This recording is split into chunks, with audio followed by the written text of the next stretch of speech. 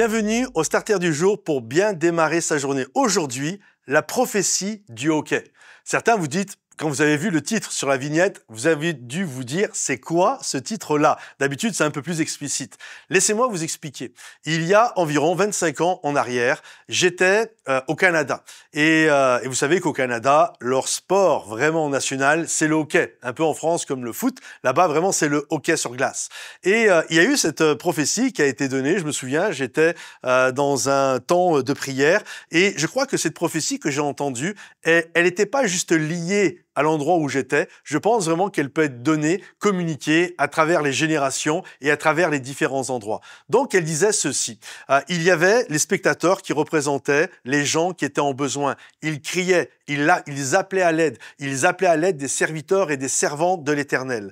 Et là, sur la piste, il y avait des serviteurs et des servantes de l'Éternel. Et on était donc sur des patins à glace et on attendait le coup de départ pour aller justement aider, partager, parler de Jésus, vivre l'aventure avec ces gens-là, les amener à Dieu. Et lorsque le départ s'est fait retentir, on s'est tous mis à patiner vraiment de manière énergique. Puis au bout d'un moment, on s'est aperçu que on faisait tous du surplace. On s'est aperçu que on n'avançait pas. Et là, on a commencé à regarder derrière nous et on s'est tous aperçus que nous étions tous attachés par des liens. Et c'était des chaînes et certains, leur chaîne, c'était un manque de pardon. Un autre, c'était un caractère qui n'était pas contrôlé. Un autre, c'était un péché caché, une addiction, de la pornographie, du jeu, de l'alcool. Bref, il y avait mille et une choses, chaînes comme ça, qui nous liaient et qui nous empêchaient d'avancer pour accomplir le plan et le projet de Dieu pour notre vie.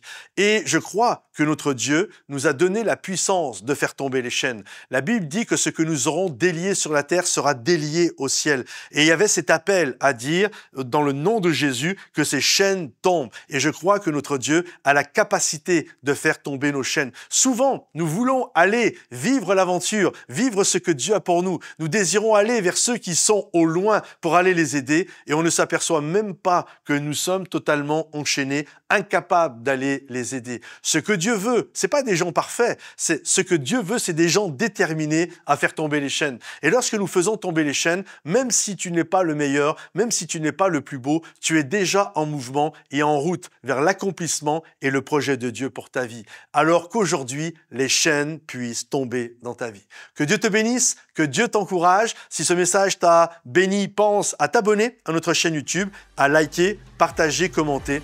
À bientôt les amis. Bye bye.